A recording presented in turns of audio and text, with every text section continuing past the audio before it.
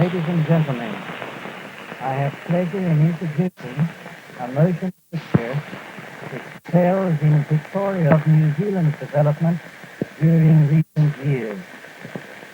It is less than 3 years ago since New Zealand's first Labour government was given a mandate to carry out a program of economic and social progress.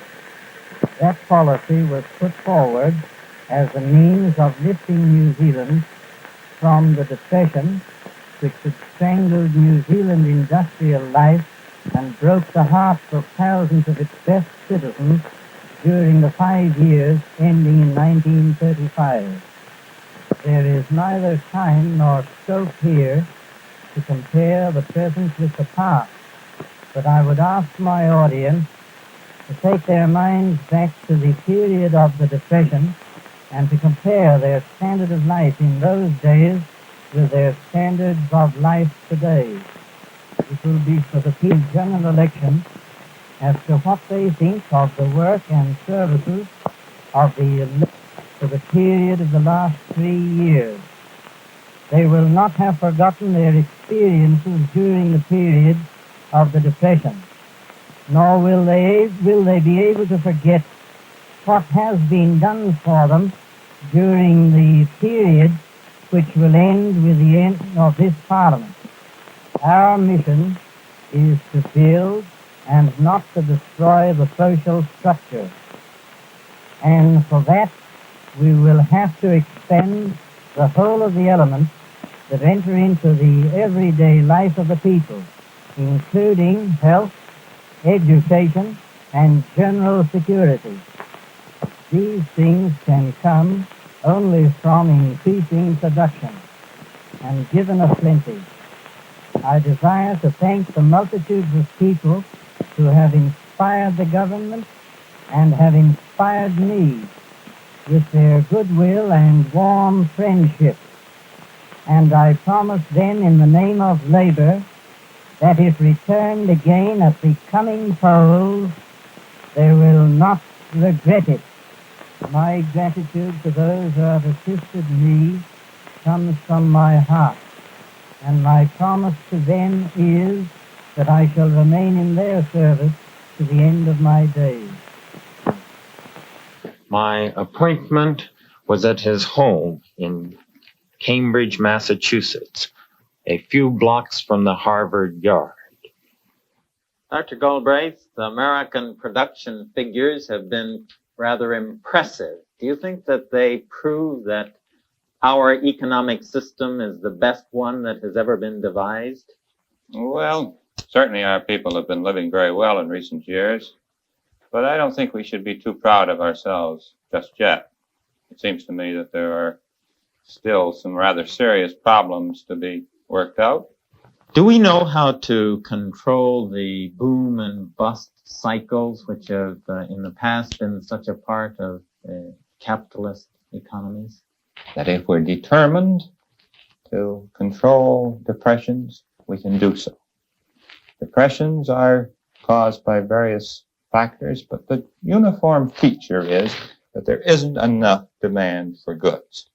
And the one thing we also know is that if government is determined, it can supplement private demand to the point of ensuring that there is enough purchasing power for the goods that we're capable of producing. You mentioned your concern about inflation. Specifically, what are your thoughts there? Well, my own feeling is that inflation represents one of our major unsolved problems. And I'll tell you why. In one part of the economy, not all, but in one part, we have, of course, large corporations, and we have strong unions, and it will be evident from my earlier comment that I'm not particularly opposed to either. I take them for granted, like winter or Christmas. They're something we have. They're part of our institutional structure. But I think it's also quite clear that when the economy is producing at or near full employment, there is a good deal of discretion for corporations to raise prices, and there's a good deal of opportunity for unions to get wage increases, and that these two work on each other. the familiar wage price spiral. And I don't think that we have this problem licked by a long shot. Do you have any intimation of the direction in which the solution might take? I think sooner or later we will come to grips with it via a wage price policy that will be set by the government and to which by one form of pressure or another, possibly coupled with a good deal of negotiation, unions and management will conform. This doesn't mean, incidentally, massive price and wage regulation. It means setting standards and conforming to these standards. This is something that, we hint at all the time. When the president says, as he has in recent months, as we speak now, that we will only have price stability if management and labor behave, he's implying that something of this sort is necessary. I think we should take a step far. We must go a step farther, define the behavior, and we may well have to have some force of law, so that non-complying behavior that is against the public interest, carries with it penalties. Is it possible to establish a line up to which the government should intervene in our economy, but beyond which it should not go? I don't think it is. I regard this as essentially a practical question. Well, let's approach it in practical terms. Do you think that our government has intervened too far in our economy to date? No, I wouldn't say that there's any grounds for that conclusion. So I certainly wouldn't want to generalize and say that government regulation is today excessive. Do you think that perhaps there's too little of it? Are there important respects in which the government ought perhaps to enter further? I think that it would be a good thing if we had a social insurance system which assured people of a fairly constant standard of living through their old age. That's one type. There are other things in Social Security that need improvement. Our unemployment compensation system isn't very satisfactory at the present time. To go to another extreme, let's talk about business regulation as such. Whenever I take my automobile out on the highway, I'm always impressed at the way in which we have defaced our highways. This is a beautiful country, and the highways are messed up by a great deal of defacing billboards and derelict enterprises of one sort or another, which are anything but beautiful, and which indeed, I suppose, don't really contribute to good roadside business. Here is an area of regulation where it seems to me that we need a great deal more than we have at the present time. Well, on just this point, do you think that an aggressive advertising program is essential to our economy? Is there anything degrading or uncouth about it? I know you've written a book, The Affluent Society, that touches on this point. Well, uncouth and degrading are very hard words, and I must say that some of my best friends are ad men. Also, some of the most interesting people I've ever known are. I would be a little worried, and I continue to be a little worried, at the amount of energy that we have to devote to the manufacture, development, and synthesis of wants. In recent years, we've been increasing advertising outlays at the rate of about $1 billion a year. This is in order to persuade people of what they need, what they want. And I must say I'm a little bit worried about this. I'm worried about how long we can go on with this rather frantic activity. And I would hope that we might get over in the future to satisfying some of the wants on which we're doing rather badly, and that we would then need to have to spend a little less energy on selling things of which people are unaware of their need. What would it take to shift some of our economic potential to these areas of need? Well, my own feeling is that we have no very good way of dividing up our production as between the private sector of our economy, where we're very wealthy in general, clothing, automobiles, gasoline, which just as we speak at this moment, we have quite a surplus, so forth and so on. We're marvelously supplied with all of those things. We have more cars than we have roads on which to run them. Then when we shift over to another side of the economy, our schools, roads I just mentioned, our urban communities, our police forces, all of these important civic enterprises, nothing very new, nothing novel about them, they're all old. These we find all very poorly provided for. This leads me to the conclusion, which I've argued in this book at some length, that we have no satisfactory mechanism, particularly as far as state and local governments are concerned, for getting our production balanced as between these important local services and our private supply of goods.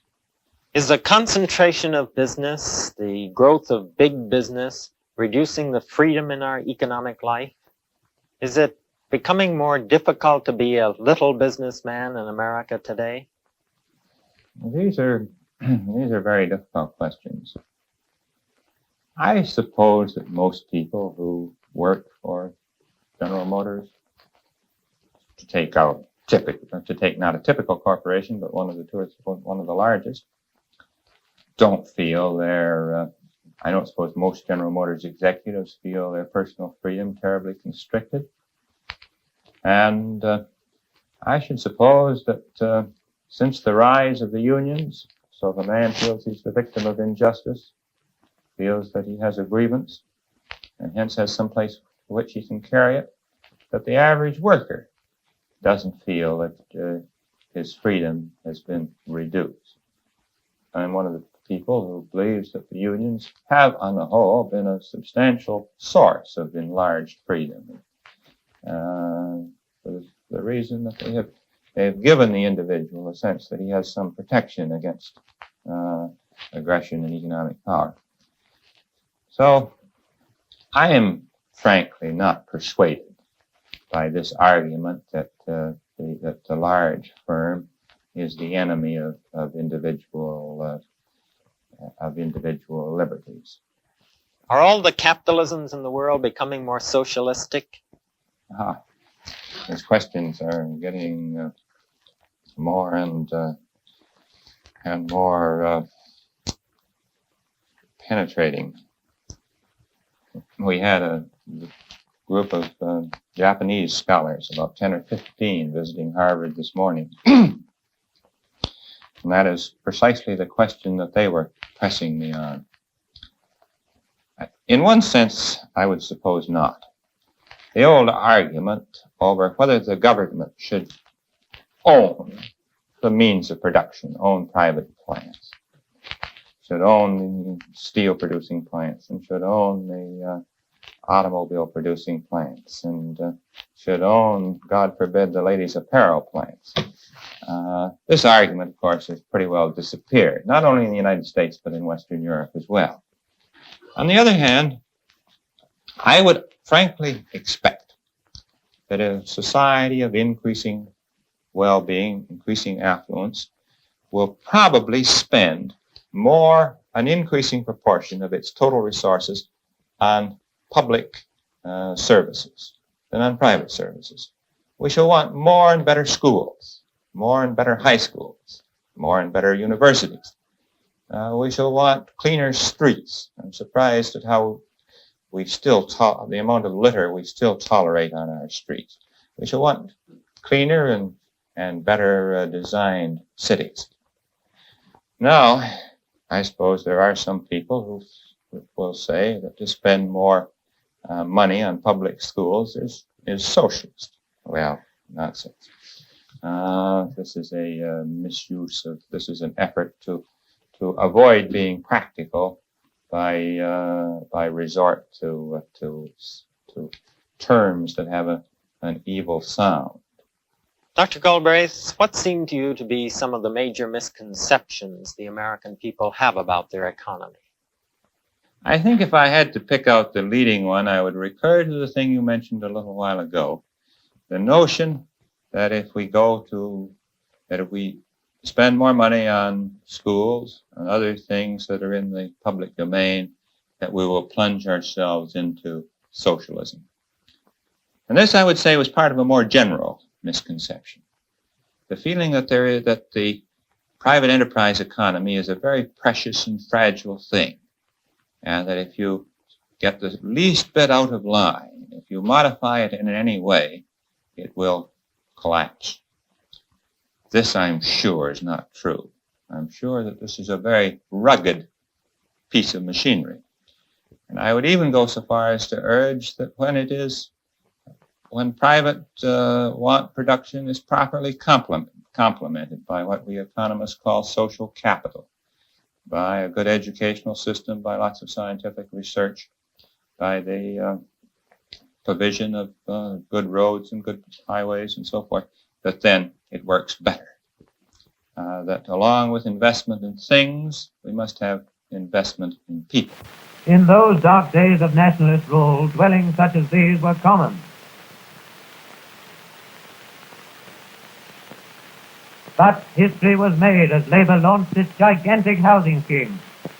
First, the government made available from the Reserve Bank £5 million for housing the people.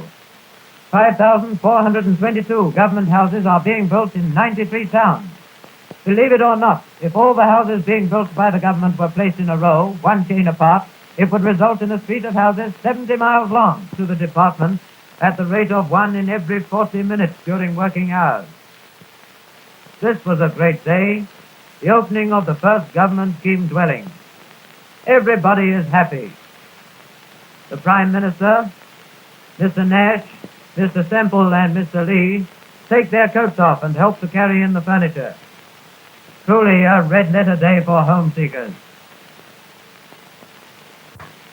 In addition, the State Advances Corporation has made available to those who wish to build their own homes the sum of £2.25 million during the last 2 years, as compared with the paltry sum of £64,000 loaned during 1934 and 1935 under the National Party administration, whilst thousands of master builders and tradesmen were idle.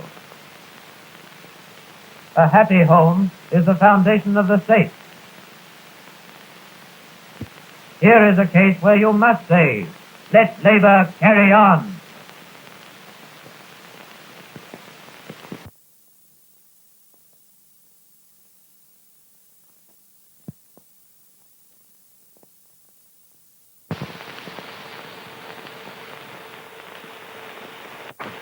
Modern educational methods start the child early. Here are young New Zealanders playing their way into knowledge. The old forces of repression and Toryism are really frightened of education for the masses. It is one of the first expenditures to get the axe. We can't afford it, is soon glibly said when it comes to enlightening and improving the mentality of all our young folks. This free kindergarten, of which many are run nowadays, is a vital necessity to the work of making good New Zealanders. Watch them, happy, healthy and contented. The amount appropriated for assistance to kindergartens was increased by the Labour government from £3,510 in 1935 to £10,000 in 1937. Consider what Labour has done for both young and old with the new Social Security scheme. A pension for orphans of 15 shillings weekly if they should lose their parents before reaching working age. Apprenticeships have increased under Labour rule from 3,929 in 1935 to over 8,000 in 1938. The door of advancement has been opened to youth.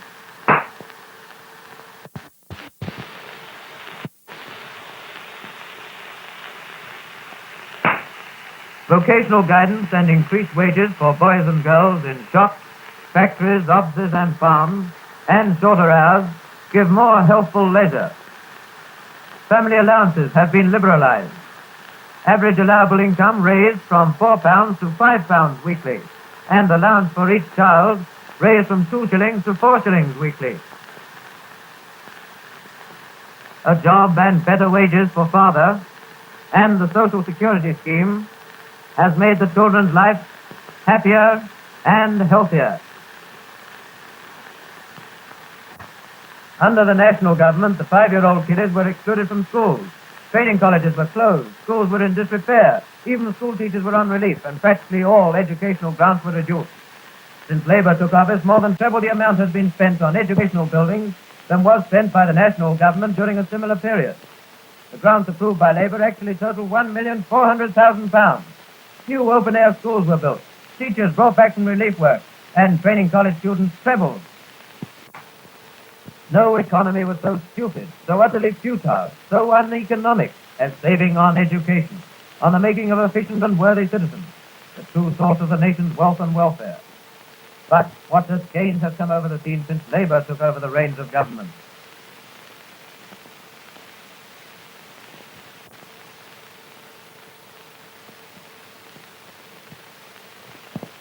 In a land flowing with milk, the foundation food for the young, it was not available for them. Look at these scenes. No more C3s. Milk will do the job.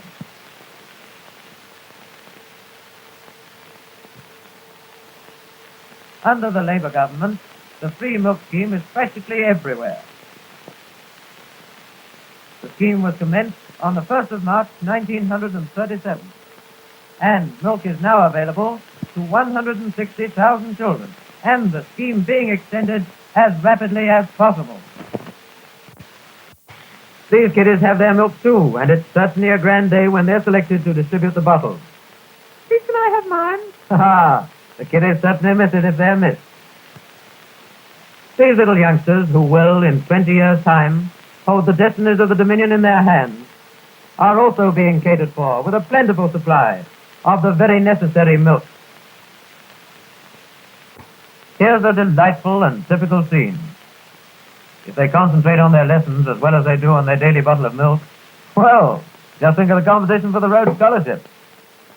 Never has any previous government looked after the children so well, and never were parents less anxious for their future. Just what's this?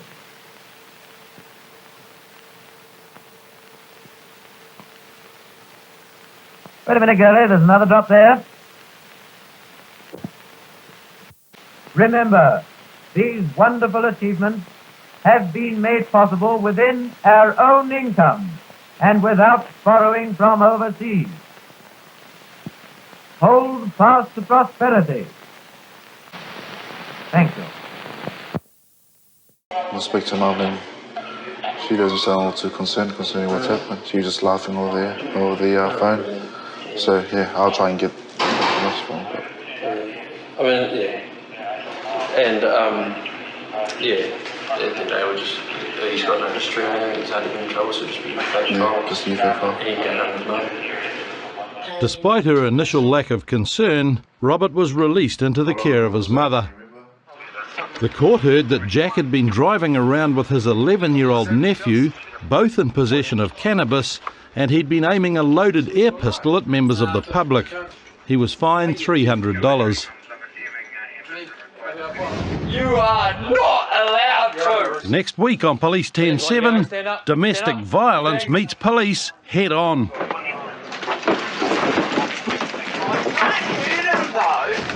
Evening. A routine stop on the streets of Auckland Unfortunately for you, you're going to be coming with us. lifts the lid on a stash of drugs and cash. Absolutely, yeah. Huge sum of cash here. And a man brandishing a handgun Out the window like this with the gun. meets the full power of the force. Oh, please! Get down on the floor! Get down on the floor!